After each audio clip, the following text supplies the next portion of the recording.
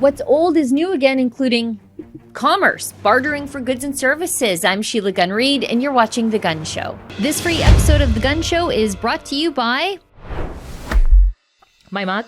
I know, it's pretty cool. So is this hoodie I got on, and you could have it on too if you check out our special website at rebelnewsstore.com. That's where you can see Freedom Focus hoodies that we have for you, beanies, cell phone cases, you name it, all while supporting our journalism, where we fight to bring you the other side of the story, as opposed to, being forced by the Trudeau government to fund leftist media out of your taxes. The truth is, without you and your generosity, there is no Rebel News. So again, if you like the reports that we bring you and that we also fight for freedoms in Canada, please consider doing some shopping, picking up some swag at rebelnewsstore.com.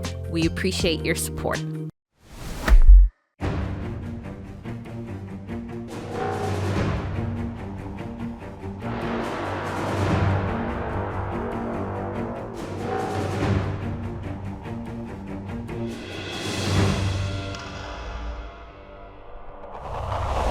Over the course of the last 2.5 years, a lot of people are discovering or rediscovering the old ways, the ways that worked for, millennia.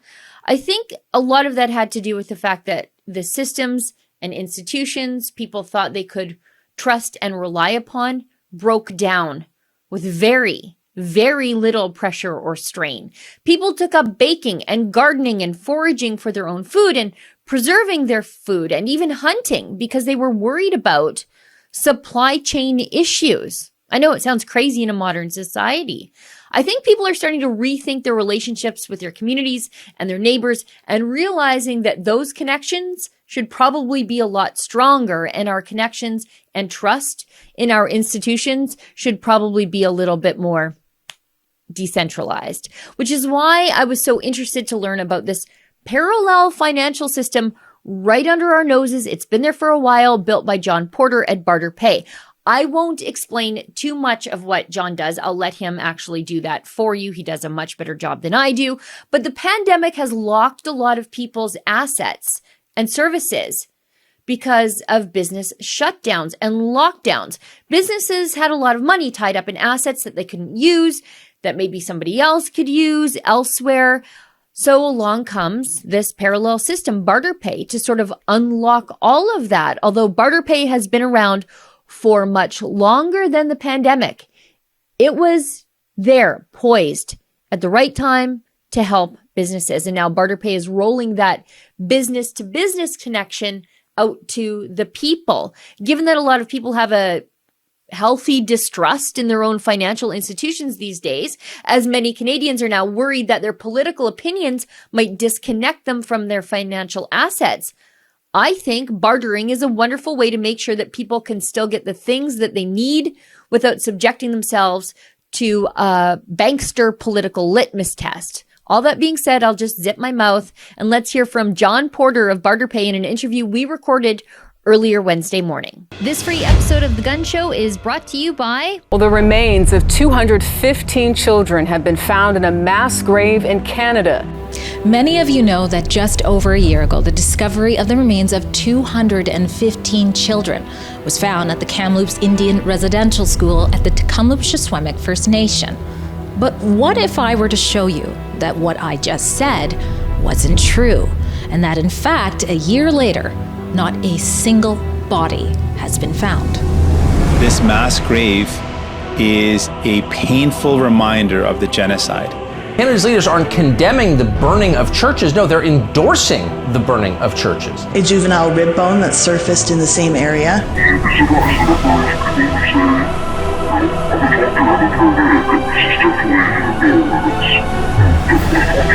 It's like the chief. It is. Could be you.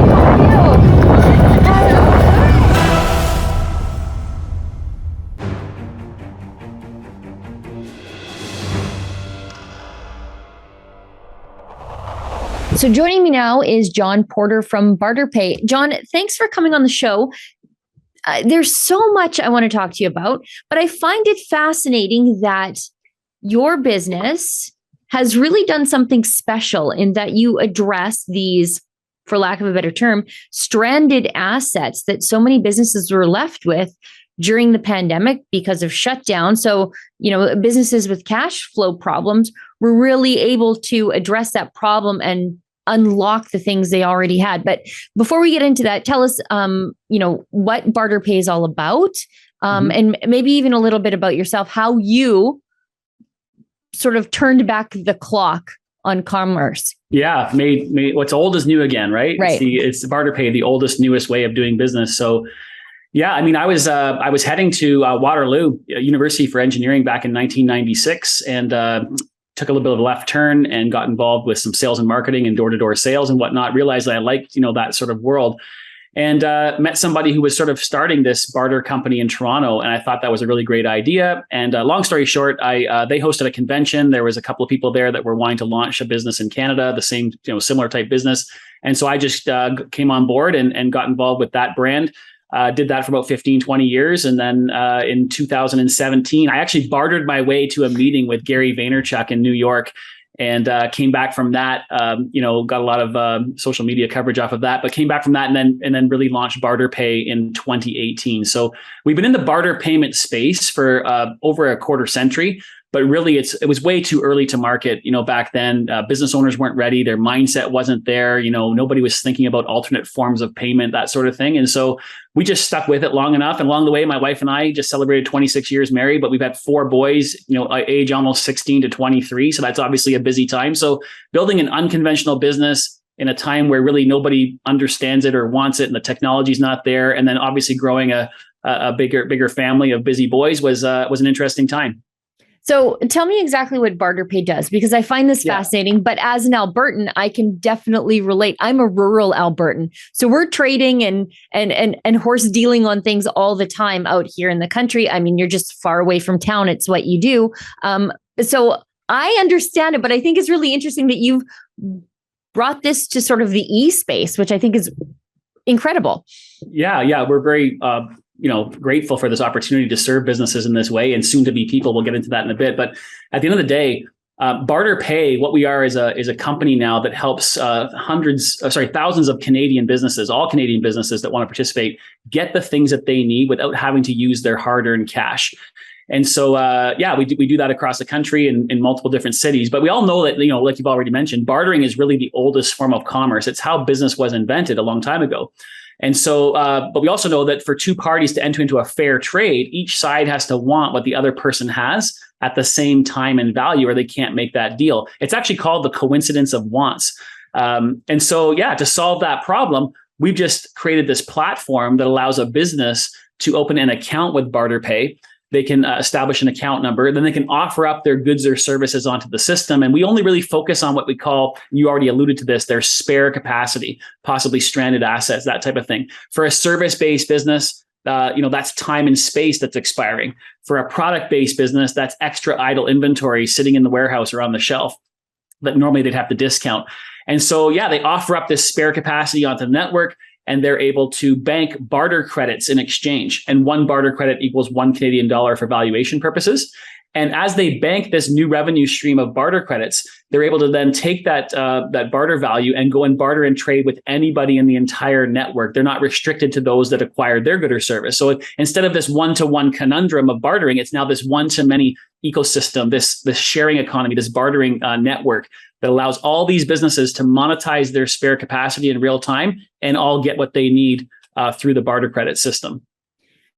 So how many businesses are actively using this? I think it's, as I said before, I think it's just fascinating that you figured out this way to connect people with, things that they have, but they can't use, with people who want it and have this other thing that they can't use. So how many businesses are involved in this? Yeah, and I'd love to chat about a couple of examples. Sure, that'd be great. In a moment. But just to answer your question, we have about just over 4,000 businesses in about 22 different markets across Canada.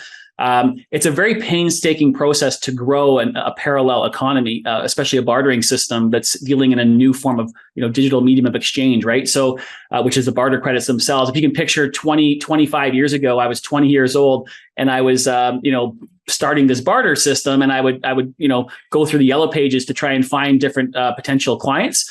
And one of them was an office furniture place. And so we just found out that he had been pulled out a bunch of used furniture from McMaster University and put in a bunch of new stuff. Anyways, long story short, I'm chatting with him. Hey, can we barter some workstations for our new office? He says, sure, 3,000 barter credits is good. And so I made that deal. And as I'm filling out the actual application to onboard him as the very first customer, he's like, well, where can I use my barter credits once I gain them? I said, sorry, Terry, like you're the first guy, like you just got to trust that we're going to build this. And so it's been very difficult to grow. But again, we just stuck with it long enough. And for such a time as this, we now realize 25 years later that it's actually going to become mainstream and really help a lot of businesses, through these times, right? When you and I were talking the other day before I was so intrigued that I thought you better come on the show, you were telling me about how essential this is for people with perishables. Mm-hmm. Absolutely. There's a number of examples there from the time and space side, service-based businesses and the product-based businesses. Products have shelf life, most of them. But for example, we did a deal recently about a year ago with a greenhouse in Niagara region where I live. And we found out that they were going to be putting in their compost pile about $400,000 worth of really great quality plants. They just had, they're a pretty big operation. They just had extra plants that they didn't sell. And they're used to kind of having that dump pile kind of build at the end of each season. So we said, well, don't do that. Why don't you join the BarterPay system? We'll advertise out these SKUs to our network. We'll sell off some of those plants into barter credits, and then you can use the barter credits. So anyways, thank goodness it was about October, and it was a warmer week that October. Thank goodness, because we ended up selling off about $150,000 worth of plants. He then banked those barter credits. He was able to use them for things like printing and marketing and web development, and he even gave I think $50,000 or more to charity through our BarterPay It Forward Foundation. We also have a charitable arm in the whole thing. So yeah, it's like a super cool story of what was going to be going into the compost pile is now being, is capturing that value and now being redistributed for his own use and also to local charities. Now, tell me about that charitable part, because I think that's an incredible thing too. Not only are you helping businesses connect with other businesses so that, they can utilize the things that normally that would just be a write-off, but you also are giving back to communities. Absolutely. We really want to be a community impact business in that way. It's really one of our biggest whys. It is our biggest why right now is helping small businesses and helping the community as well. So essentially, we've got thousands of businesses that are on the platform, and that's growing. We're teaching them to, barter that spare capacity, monetize it, capture that value, and use those barter credits to offset future cash expenditures, to boost their bottom line, help with cash flow. But at the same time, we're saying, hey, in order to be competitive in today's environment, you really have to be connected to your community as well. But we also know that these small businesses don't have much cash to give back. And so we've just invented a new way for businesses to barter, but also to fund charity. So we established the BarterPay It Forward Foundation, a Canadian registered charity. And now we've got thousands, hundreds of thousands of barter credits being donated to our foundation from these businesses. We take those barter credits. We issue a charitable tax receipt. We give them a great, pat on the back and a social media shout out, and they're happy about that. But then we take these barter credits in our foundation and we distribute them to charities across Canada in all the communities that we're in. And then those charities, this is the best part, take those same barter credits and spend them right back into the same ecosystem from where they were generated to begin with. So again, this closed loop exchange of value, where now we're looping in all these charities to offset their admin and overhead costs. Like they need, video production, website production, swag, printing costs, all sorts of things that they need for their charity to run their charity. And we want to help them reduce those admin and overhead costs so that more of the precious donor cash can go to the end cause instead of administration. So yeah, it's such a great feeling for us, and our team loves it. It's why we come into work and do the work that we do.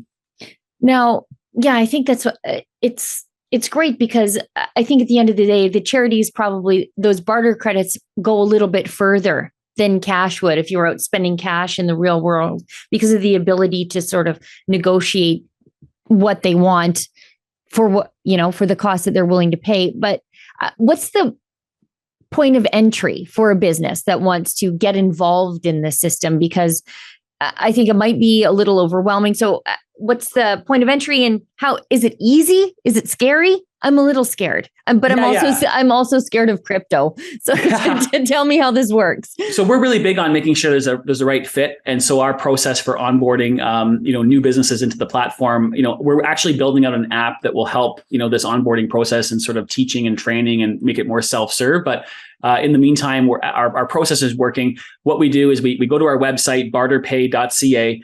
And from there, you can, scan the website, get started, watch a few videos, and hit the get started button. That's going to do is book you into a quick 15-minute discovery call with one of our business development people, mainly Cody.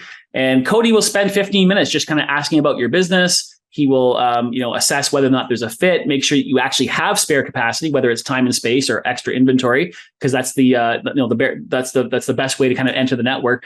And it's all about just banking some barter credits and then utilizing some barter credits. And then there's no contract, there's no minimums, there's nothing like that. It's just a matter of trying it out. And if you like it, you'll keep doing it. If you don't like it, that's okay. We part ways, knowing a bit more about each other's business. And if we don't feel there's a fit for your business right now, or for the prospect business, we'll just say, hey, you know what, this isn't a good time. We don't have a need for this in the network, or whatever the case may be. We're also, as much as we have a technology that sort of manages all the transactions, we actually really pride ourselves in being a human-to-human connection in terms of our relationship with our clients. And so every business that comes into the platform, we assign them a real-life barter coach, a real-life person that manages about a 200 to 300 client portfolio. And that coach is an extension of their team, both from helping them market that spare capacity out to the network so they can earn barter credits and capture that value, but also maybe more importantly on the spending side, on the utilization side, where they're like, hey, here's my wish list of what I'm looking for. Can you kind of put together some deals and find me some vendors that I can use barter credits with instead of having to touch my cash? And so that's a really great feature for the BarterPay B2B side is the barter coach aspect. I think that's wonderful. If you're a small business owner and you've tried to actually talk to a human being at the bank, it can be a days-long challenge. So to provide business coaching just as part of getting involved in the system, I think that's a great value to a lot of businesses. But you've expanded this barter system to normal people out there who maybe have, again, I say stranded assets, or they want to barter the old-fashioned way, person to person, the way it was in the villages for millennia before the big banks and the government got involved. So tell us about that. Yeah, so we've been approached numerous times over the last 5 to 10 years about how we can extend this. Kind of like the charities were approaching us to make it, part of the charitable sector. People have been asking, how do we barter? And we've kind of, we're just busy building the B2B side and the charitable side, so we really didn't have time. But over the last couple of years, obviously with where things are at, it's become even more prominent and prevalent. So my wife and I, thought about it, and we're like, hey, 6 months ago, 4 to 6 months ago, we decided to build a brand, and we launched a landing page. It's barterit.ca. So just barter it. It's going to be BarterIt is the name of the person-to-person barter system that we're developing. And for such a time as this, right? It's everybody wants community. Everybody wants the sharing economy. Everybody wants to be part of a new way to transact, that sort of thing. And but the people also, back to the coincidence of wants, they have things that they want to offer, but doesn't necessarily line up with what they need from somebody who wants their stuff, right? So we have to create a way that these people can actually barter and trade their skills, their time, their expertise, their products, they're downsizing their home, extra goods that they might have, right? And there's got to be a way that they can do that on an organized way, and that's where the BarterIt app that we're launching in the next 6 months or so is going to solve those problems. I think it's incredible because there are so many people out there who are, suffering pandemic job loss, but they are skilled, or maybe they are liquidating their business because the government destroyed it. And so they have, again, all these assets. They need to connect to somebody somewhere else who needs these things. And there are a lot of people who just want to check out of the inflationary system and go back to doing things the old way. And you're giving them this opportunity. Now, what's the cost to entry for people who want to get involved in this system once it's fully built out? Yeah, so we're not going to be charging, like on our B2B side, we charge a commission, like a deferred sales commission for every transaction that we set up, because we do a lot of work for those businesses. For the people side, it's going to be very self-serve.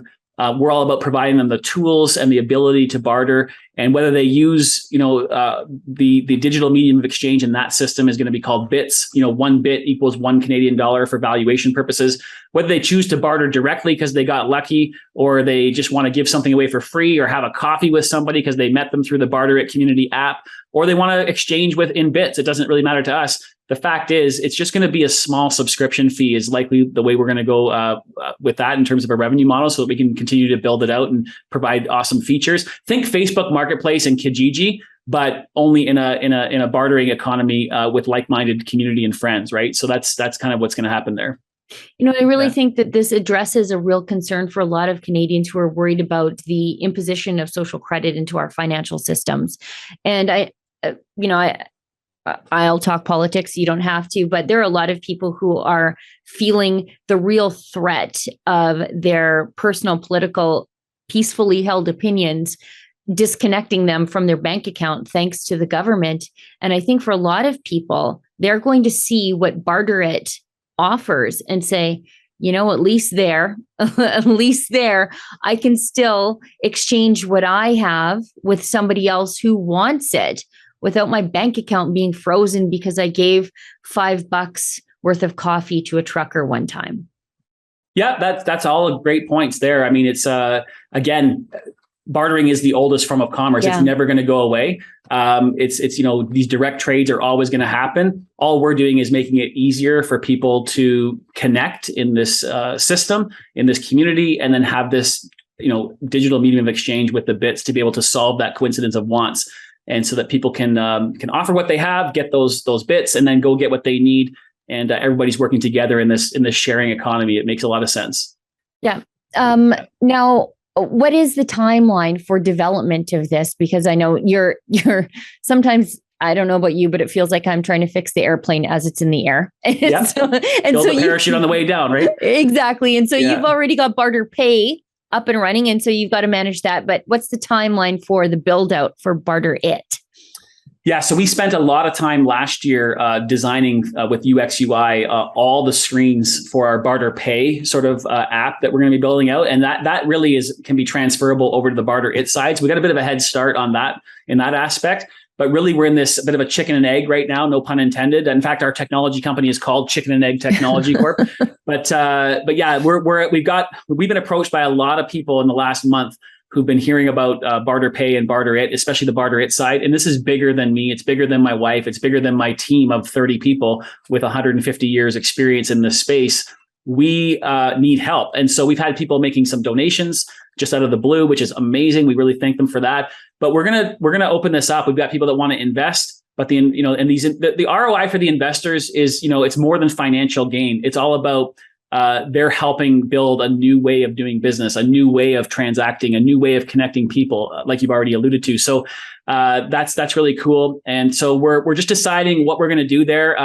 We've got a lawyer in Calgary, a great lady who's working on our shareholders agreement and some things there. So it's really just a matter of mapping that out. We've got a call this afternoon with an equity crowdfunding company out of BC. And so we might go that route and allow everybody to participate that wants to sort of be involved, which is, would be amazing. So yeah, we're about to, I think it's going to be about a 6-month process from the time we actually get the funding that we need. And then we can really sprint to the finish line and deliver the solution, hopefully, late spring of 2023 kind of thing. So how do people get involved at this point? If people want to throw some money because they're moral investors and they see this sort of disconnecting from the existing financial system as a moral move, or if they're, just money motivated folks, and I'm a capitalist, so I get that too. So how do people get involved at this stage in Barter It? So the best thing to do right now is to go to the barterit.ca website, www.barterit.ca. There's a landing page there. There's a quick little form. You fill that form out so that we know we're connected.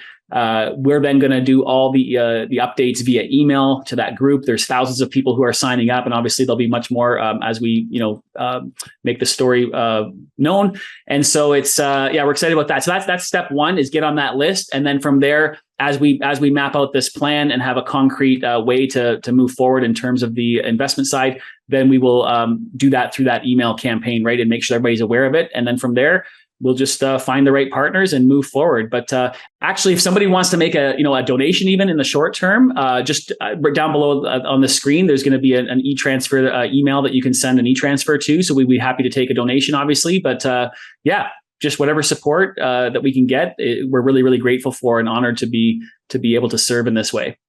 I think it's wonderful because part of the Rebel ethos is to do things differently and build some success doing things as a response to the failed old ways of doing things. And, you're sort of that, but also backwards. So you're doing something new with the economy and with transactions, but your new thing is actually the very, very old thing. And I wish you the best of luck. And I really appreciate that you're bringing this solution to normal people at a very low cost to entry, because there are a lot of people struggling out there. And I think this will help connect those people to other people who can sort of get their cash flow moving. And that makes me very happy. Awesome. Great summary, Sheila. And I really appreciate you taking the time to have me on here, and look forward to connecting with the audience and making sure that we stay in touch and build this thing for the people. Yeah, as things move along, I hope to have you back on the show because I'm very interested in what the uptake is on it. I think it's going to be exceptional, quite frankly. John, thanks so much for coming on the show. Awesome. Thank you so much. This free episode of The Gun Show is brought to you by Episodes here for Rebel News. Our company is growing quickly, and we'd actually like for your company to grow too. That's why this ad space that I'm speaking through right now is actually available for you to purchase. So instead of people listening to me, they could actually be learning about your company, learning about your business. If this interests you, if this is an opportunity you'd like to capitalize on, send us an email at ads@rebelnews.com.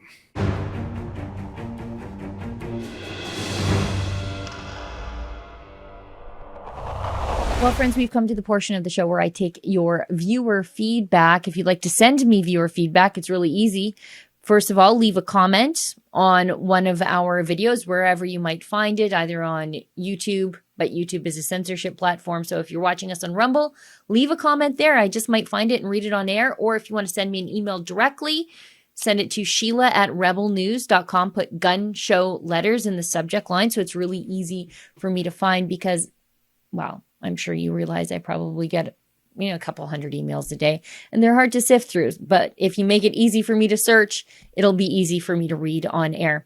We care about what you think about the work that we're doing, unlike the mainstream media. They just take your money and they want you to shut up and disappear forever. Well, not us. We actually want to know what you think. And today's comments are from the YouTube comment section on my interview with Tom Harris from the International Climate Science Coalition from last week, where Tom discussed how citizens of Ottawa are turning up at municipal debates and absolutely hammering the local politicians on the issue of climate change. And not so much the issue of climate change, although there are some that are questioning the science for sure, and science should always be questioned.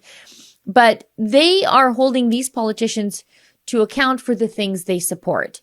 If they support a multi-billion-dollar climate plan that will cost, by Tom's analysis, I think it's $60,000 per citizen of Ottawa, including the babies, somebody should have some answers for these people when they turn up at the municipal debates. They should have some very good answers before they stick you with a bill that is akin to the cost of an electric car. If you want an electric car, I wouldn't advise when they don't really work in Ottawa weathers.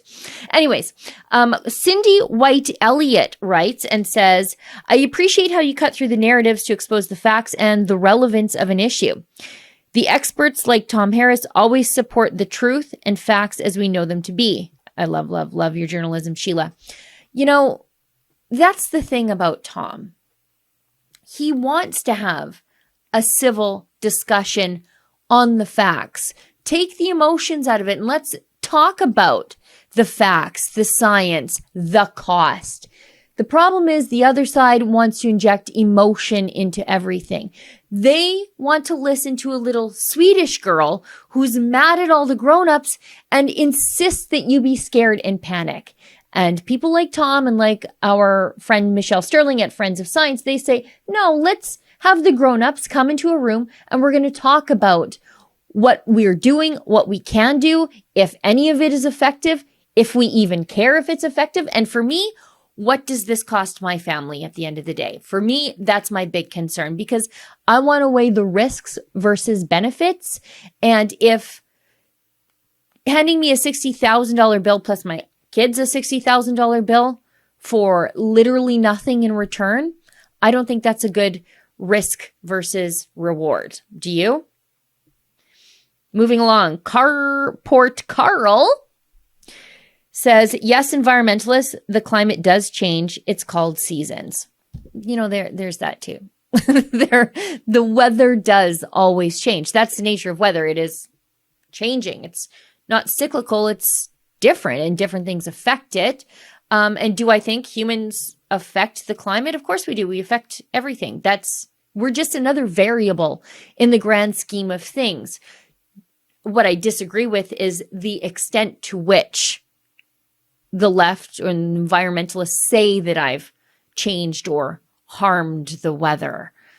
You know, they keep telling me that it's going to get warmer, and I keep saying, quit threatening me with a good time. But what I really reject here is the idea that people who live their lives inside of a cubicle and call a 600 square foot high-rise personal coffin their home, and who ride their bike everywhere because everywhere is concrete.